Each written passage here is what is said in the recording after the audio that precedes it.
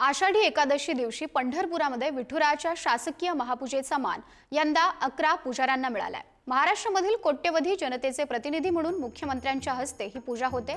या महापूजेची संपूर्ण तयारी झाली आहे। त्यांच्याशी बातचीत केली आहे आमचे प्रतिनिधी माऊली डांगे यांनी।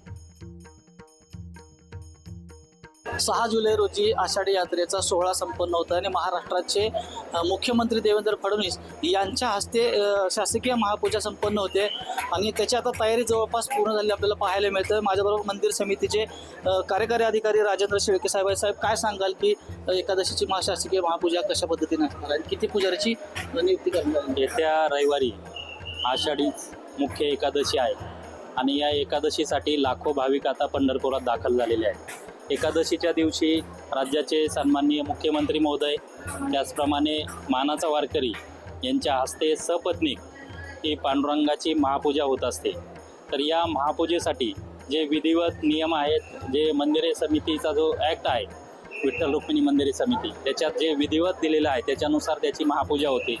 ही महापूजा होण्यासाठी मंदिरे समितीमार्फत पुजाऱ्यांची नियुक्ती करण्यात आलेली आहे। प्रत्येक पुजाऱ्यांनी कुठलं काम करायचं आहे त्या दिवशी त्याचीसुद्धा त्यांना सर्व कल्पना दिलेली आहे। त्यामुळं येणाऱ्या महापूजेला सुद्धा जे परंपरेनुसार आहे, रूढी परंपरेनुसार आहे, शास्त्रोक्त पद्धतीने ही महापूजा पार पडेल। नक्कीच आपण पाहिलं तर आता शासकीय महापूजेसाठी जे पुजारी नेमण्यात आलेले आहेत ते माझ्याबरोबर आहेत। काय सांगाल कशा पद्धतीने पूजा असते?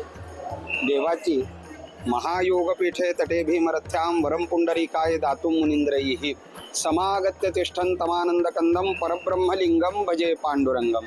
श्री रुक्मिणी पांडुरंगाची षोडशोपचार पूजा आपण दरवर्षी माननीय राज्याचे मुख्यमंत्री आणि भाविक वारकरी जे मानाचे वारकरी आहेत यांच्या हस्ते केली जाते। महिलांना सुद्धा पूजेचा मान मिळाला आहे। रुक्मिणी मातेची पूजा तुम्ही करताय, काय सांगाल, काय वाटतं तुम्ही?